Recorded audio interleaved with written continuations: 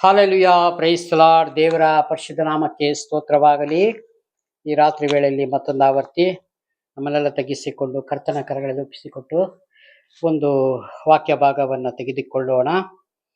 ಅದಕ್ಕಿಂತ ಮುಂಚೆ ದೇವರ ಕರಗಳಲ್ಲಿ ನಮ್ಮನ್ನೆಲ್ಲ ಸಮರ್ಪಣೆ ಮಾಡಿಕೊಳ್ಳೋಣ. ಪ್ರೀತಿ ಸ್ವರೂಪನಾದ ದೇವರೇ, ರಾಜಾದಿರಾಜನೇ ಸ್ವಾಮಿ, ಕರ್ತನೆ ಸ್ವಾಮಿ, ಈ ಕೊರಿತ ಬರೆದ ಪತ್ರಿಕೆಯಲ್ಲಿ ಸ್ವಾಮಿ ನೀವು ಮಾತನಾಡುತ್ತೇವೆ. ಸ್ತೋತ್ರಪ್ಪ. ಹಾಲೆಲುಯಾ. ಪವಿತ್ರಾತ್ಮರೇ, ನಿಮಗೆ ಸ್ತೋತ್ರಪ್ಪ. ನೀವು ಮಾತನಾಡ್ರಿಪ್ಪ, ನಾವು ಕೇಳುತ್ತೇವೆ. ಯೇಸು ಸ್ವಾಮಿ ನಾಮದಲ್ಲಿ ತಂದೆ, ಆಮೆನ್. 2 ಕೊರಿಂಥ ಬರೆದ ಪತ್ರಿಕೆ 4ನೇ ಅಧ್ಯಾಯ, ಅದರಲ್ಲಿ 18ನೇ ವಚನವನ್ನು ಹೀಗೆ ಹೇಳ್ತದೆ: ನಾವು ಕಾಣುವಂಥದ್ದನ್ನು ಲಕ್ಷಿಸದೆ ಕಾಣದಿರುವುದಂಥದ್ದನ್ನು ಲಕ್ಷಿಸುವವರಾಗಿದ್ದೇವೆ. ಹಾಲೆಲೂಯಾ. ಕಾಣುವಂಥದ್ದು ಅಂದ್ರೆ ಕಾಣದೇ ಇರುವಂತ ಪರಲೋಕ ದರ್ಶನವನ್ನು ತಿಳಿಯದಂತೆ ಈ ಕಾಣುವಂತ ಈ ಪ್ರಪಂಚವನ್ನ ನಾವು ನೋಡ್ತಾ ಇದ್ದೇವೆ. ಯಾಕಂದ್ರೆ ಈ ಭೂಮಿ ಸ್ವಲ್ಪ ಕಾಲ ಇರ್ತದೆ, ಆದ್ರೆ ಶಾಶ್ವತವಾದ ಒಂದು ದೇಶ ನಮಗಿದೆ. ಹಾಲೆಲೂಯಾ. ಅದನ್ನ ನಾವು ಗ್ರಹಿಸಿಕೊಳ್ಳಬೇಕು. ಈ ವಾಕ್ಯದ ಮುಖಾಂತರ ಯಾರು ಇದುವರೆಗೂ ದೇವರನ್ನ ಕಂಡಿಲ್ಲ, ಯಾರು ನಾವು ಪರಲೋಕವನ್ನು ಕಾಣಲಿಲ್ಲ, ಆದರೂ ಇಲ್ಲಿ ನಂಬುವವರಾಗಿದ್ದೇವೆ. ಹಾಲೆಲೂಯಾ. ಅದಕ್ಕೆ ಯಾರು ಸಾಕ್ಷಿ? ದೇವರಿಗೆ ಕೊಟ್ಟಂತ ಗ್ರಂಥವೇ ಸಾಕ್ಷಿಯಾಗಿದೆ. ಪ್ರಿಯರೇ, ಎಷ್ಟೋ ಜನ ಹೇಳ್ಬೋದು, ಇವರು ಪರಲೋಕ ಹೋಗಿ ಬಂದಿದ್ದಾರಾ, ಇಷ್ಟು ಕ್ಲೀನ್ ಆಗಿ ಕರೆಕ್ಟಾಗಿ ಮಾತನಾಡ್ತಾರಲ್ಲ. ಹಾಲೆಲೂಯಾ. ಯಾವತ್ತು ದೇವರ ವಿಷಯದಲ್ಲಿ ನಾವು ಎಚ್ಚರಿಕೆಯಿಂದ ಇರಬೇಕು. ಹಾಲೆಲೂಯಾ. ಸಹೋದರ ಸಹೋದರರೇ, ನೀವು ನಂಬಿದ್ರು ಸರಿ, ನಂಬದೇ ಇದ್ರು ಸರಿ, ದೇವರು ನಿಮ್ಮನ್ನು ಆಶೀರ್ವದಿಸಲಿ. ಆದರೆ ಒಂದು ಸತ್ಯ, ದೇವರು ಹೇಳ್ತಾರೆ, ಒಂದು ವೇಳೆ ಆಕಾಶ ಭೂಮಿ ಅಳೆದು ಹೋಗ್ಬೋದು, ಇಲ್ಲಿ ಬರ್ದಿರೋದು ಒಂದೊಂದು ಮಾತುಗಳ ಸತ, ಒಂದೊಂದು ಅಕ್ಷರಗಳ ಸತ ನಿಜವಾಗಿ ಇದೆ, ಇದು ಸತ್ಯವಾಗಿ ಇದೆ. ನಂಬುವವರು ದೇವರಿಗೆ ಒಂದು ಹಾಲೆಲೂಯಾ ಸ್ತೋತ್ರವನ್ನು ಮಾಡಿ. ಯಾಕಂದ್ರೆ ನಾವು ಕಾಣದೇ ಇರುವಂತ ಪ್ರಪಂಚವನ್ನ ದರ್ಶನ ಇಟ್ಕೊಂಡು ಬದುಕುತ್ತಾ ಇದ್ದೇವೆ. ಹಾಲೆಲೂಯಾ. ಈ ಭೂಮಿ ನಮ್ಗೆ ಕಾಣ್ತಾ ಇದೆ, ದೇಶಗಳು ಕಾಣ್ತಾ ಇದೆ, ಪ್ರಪಂಚಗಳು ಕಾಣ್ತಾ ಇದೆ, ನಮ್ಮ ಏರಿಯಾಗಳು ಕಾಣ್ತಾ ಇದೆ, ನಿಜ. ಆದರೆ ದೇವರು ಇಲ್ಲಿ ಹೇಳ್ತಾರೆ, ಇದು ಒಂದು ದಿವಸ ಇರೋದಿಲ್ಲ. ಒಂದು ದಿವಸ ಇದೆಲ್ಲ ಹೋಗ್ತದೆ. ಪ್ರಕಟಣೆ ಹೇಳ್ತದಲ್ಲ, ಒಂದು ಕಲ್ಲಿನ ಮೇಲೆ ಒಂದು ಕಲ್ಲು ನಿಲ್ಲುವುದಿಲ್ಲ. ಹಾಲೆಲೂಯಾ. ಅರ್ಥ ಏನು? ಯಾವುದು ಉಳಿಯುವುದಿಲ್ಲ ಅಂತ ಅರ್ಥ ಭೂಮಿ ಮೇಲೆ. ಪ್ರಿಯರೇ, ಅದು ನಾವು ಚೆನ್ನಾಗಿ ಅರ್ಥ ಮಾಡ್ಕೋಬೇಕು, ಚೆನ್ನಾಗಿ ತಿಳ್ಕೋಬೇಕು. ನಾವು ಚೆನ್ನಾಗಿ ವಾಕ್ಯ ಓದುತ್ತಾ ದೇವರು ನಮಗೆ ತಿಳಿಸಿಕೊಡುವಂತವರಾಗಿದ್ದಾರೆ. ಹಾಲೆಲೂಯಾ. ಅದಕ್ಕಾಗಿ ಇಲ್ಲಿ ನಾವು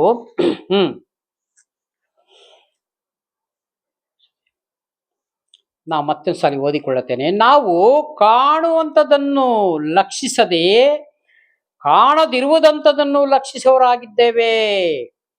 ಅಂಥವು ಕಾಣದಿರುವಂಥದ್ದು ನೋಡು, ಕಾಣುವಂಥದ್ದು ಸ್ವಲ್ಪ ಕಾಲ ಮಾತ್ರ ಇರ್ತದೆ, ಅಂದ್ರೆ ಕಾಣುವ ಪ್ರಪಂಚ. ಹಾಲೆಲೂಯಾ. ಈ ಭೂಮಿ ಪ್ರಪಂಚ ಎಷ್ಟಂತೆ? ಸ್ವಲ್ಪ ಕಾಲ ಮಾತ್ರ ಇರುತ್ತದೆ. ಅವಾಗ ನಾವೇನು ತಿಳ್ಕೊಳ್ಳೋಣ? ಎಷ್ಟೋ ವರ್ಷಗಳಿಂದ ದೇವರು ಬರ್ತಾರೆ, ಯೇಸು ಸ್ವಾಮಿ ಬರ್ತಾರೆ ಅಂತ ಪ್ರಸಂಗಗಳ ಮೇಲೆ ಪ್ರಸಂಗಗಳು ಕೇಳ್ತಾ ಇದ್ದೇವೆ, ಅನೇಕ ಬೋಧನೆಗಳು ಕೇಳ್ತಾ ಇದ್ದೇವೆ, ನಾವು ವಾಕ್ಯಗಳು ಓದ್ತಾ ಇದ್ದೇವೆ. ಹಾಲೆಲೂಯಾ. ಇನ್ನು ಕಟ್ಟಡ ಮೇಲೆ ಕಟ್ಟಡ ಆಗ್ತಾ ಇದೆ, ಇನ್ನೂ ಅನೇಕ ಟೆಕ್ನಾಲಜಿಗಳು ಬರ್ತಾ ಇದೆ, ಈ ಭೂಮಿ ಮೇಲೆ ಇನ್ನೇನೇನೋ ಬರ್ತಾ ಇದೆ. ಹಾಲೆಲೂಯಾ. ಇಲ್ಲಿ ದೇವರ ವಾಕ್ಯ ಬೈಬಲ್ ಈ ತರ ಹೇಳ್ತಾ ಇದೆಯಲ್ಲ, ಯಾವ್ದು ನಂಬೋದು ಯಾವ್ದು ನಂಬಬಾರದು ಅಂತ ಜನರಿಗೆ ಕನ್ಫ್ಯೂಷನ್ ಆಗಿದೆ. ಹಾಲೆಲೂಯಾ. ಆದರೆ ಇಲ್ಲಿ ದೇವರು ಹೇಳ್ತಾರೆ,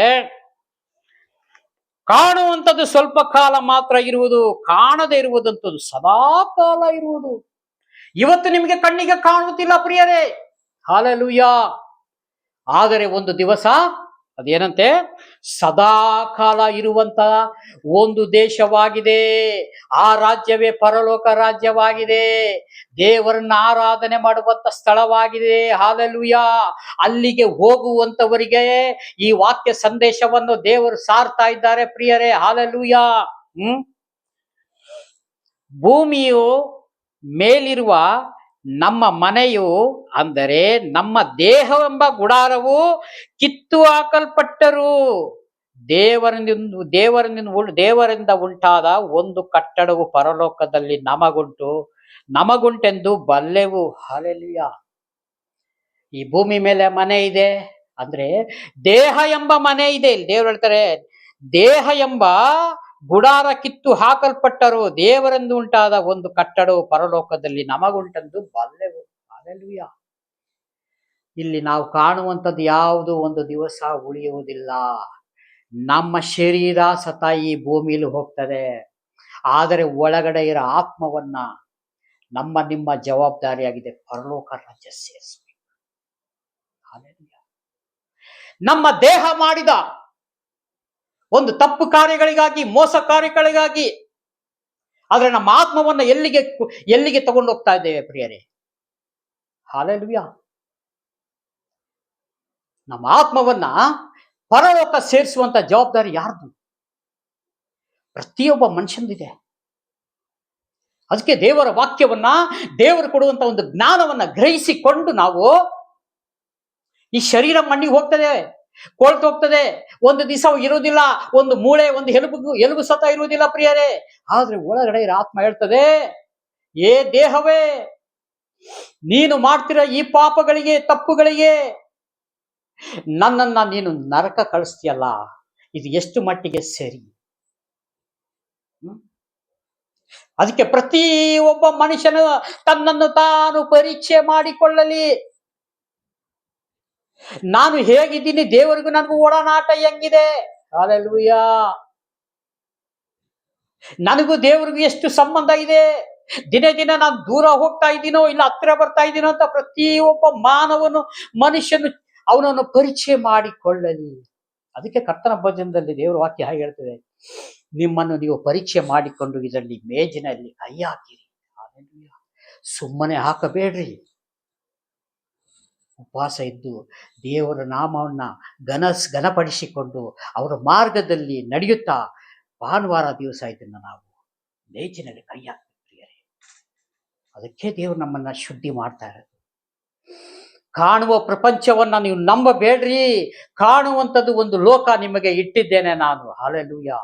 ಅದಕ್ಕಾಗಿ ನೀವು ಪ್ರಯಾಸ ಪಡ್ರಿ, ತವಕ ಪಡ್ರಿ. ನೀವು ದೇಹ ಆಸೆಗೆ, ಪ್ರತಿಯೊಂದು ದೇಹದ ಆಸೆ, ಈ ಭೂಮಿ ಮೇಲೆ ಆಸೆ ಎಲ್ಲ ನೀವು ತೀರಿಸಿಕೊಂಡು ನಮ್ಮ ಆತ್ಮಗಳನ್ನ ನರಕಕ್ಕೆ ಕಳಿಸುವುದು ಎಷ್ಟು ಮಾತ್ರ ಸರಿ? ಹಾಲೆಲೂಯಾ. ಹೌದಾ ಇಲ್ಲ? ನಮ್ಮನ್ನ ನಾವೇ ಪರೀಕ್ಷೆ ಮಾಡಿಕೊಳ್ಬೇಕು. ನಾನು ದೇವರಿಂದ ಹತ್ರ ಇದ್ದೀನೋ, ದೇವರಿಂದ ದೂರ ಇದ್ದೀನೋ? ದೇಹ ಮಣ್ಣಿಗೆ ಹೋಗ್ತದೆ ಸರಿ, ಆದ್ರೆ ಆತ್ಮ ದೇವರ ರಾಜ್ಯ ಸೇರಿಸ್ತೀನಿ ಅಂತ ಹೇಳಿ ಈ ದೇಹ, ನಮ್ಮ ದೇಹ ನಮ್ಮ ಆತ್ಮಗಳಿಗೆ ಹೇಳುವುದಾದರೆ ಆತ್ಮ ಎಷ್ಟು ಸಂತೋಷ ಪಡುವುದು. ನೀವು ದೇವರ ನಾಮವನ್ನ ನೀವು ಧ್ಯಾನ ಮಾಡ್ರಿ, ಬಾಯಿಂದ ಅರಿಕೆ ಮಾಡ್ರಿ, ನಿಮ್ಮ ಆತ್ಮ ಖಂಡಿತ ಒಳಗಡೆ ಸಂತೋಷ ಪಡ್ತದೆ. ಅಪ್ಪ, ನನ್ನನ್ನ ಈ ಅನ್ಯಾಯದ ಮಾರ್ಗದಲ್ಲಿ ಬಿಟ್ಟುಬಿಟ್ಟು, ಈ ಲೋಕದ ಮಾರ್ಗವನ್ನ ಬಿಟ್ಬಿಟ್ಟು ದೇವರ ಮಾರ್ಗವನ್ನ ಈ ಮನುಷ್ಯ ನನಗೆ ತೋರಿಸ್ತಾ ಇದ್ದಾನೆ, ಈ ರಕ್ತ ಮಾಂಸ ನನಗೆ ತೋರಿಸ್ತಾ ಇದೆ. ಹಾಲೆಲೂಯಾ. ಒಳಗಡೆ ಆತ್ಮ ಸಂತೋಷ ಪಡ್ತದೆ. ಆದ್ರೆ ಈ ಲೋಕಕ್ಕೆ ನಾವು ಈ ದೇವರನ್ನ ಬಿಟ್ಟು ಲೋಕದ ಜ್ಞಾನ, ಬುದ್ಧಿ ಇವನ್ನೆಲ್ಲ ಅಳವಡಿಕೆ ಮಾಡಿಕೊಂಡು ಈ ಲೋಕದ ಜ್ಞಾನದೊಳಗೆ ನಾವು ವಿಜ್ಜೋಡರಾಗ್ಬಿಟ್ರೆ ಆತ್ಮ ನೊಂದು ಹೋಗ್ತಾ ಇದೆ ಒಳಗಡೆ. ಅದನ್ನ ನಮಗೆ ಅರ್ಥ ಆಗುತ್ತಾ ಇಲ್ಲ. ನಾವು ಅದಕ್ಕೆ ದೇವರ ವಾಕ್ಯವನ್ನು ಧ್ಯಾನ ಮಾಡಬೇಕು. ಪವಿತ್ರಾತ್ಮನ ನಮ್ಮ ಸಂಗಡ ಇರಬೇಕು. ಅವಾಗ ಆ ನುಡಿಗಳು ನಮಗೆ ಗ್ರಹಿಸ್ಕೊಳ್ಳೋಕಾಗ್ತದೆ. ನಮ್ಮ ಆತ್ಮ ನುಡಿ ಅಂತದ್ದು ಕ್ಲೀನ್ ಆಗಿ ನಮಗೆ ಗೊತ್ತಾಗ್ತದೆ.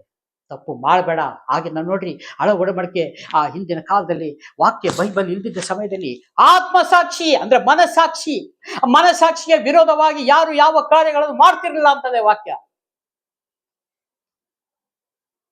ಬೈಬಲ್ ಬಂದ ಮೇಲೆ ನಮಗೆ ಈ ದೇವರ ಗ್ರಂಥ ನಮ್ಮ ಕೈಯಲ್ಲಿ ಸಿಕ್ಕಿದ ಮೇಲೆ ನಾವು ಓದುತ್ತಾ ಇದ್ದೀವಿ, ಸ್ವಲ್ಪ ಸ್ವಲ್ಪ ತಿಳ್ಕೊಂತಾ ಇದ್ದೇವೆ.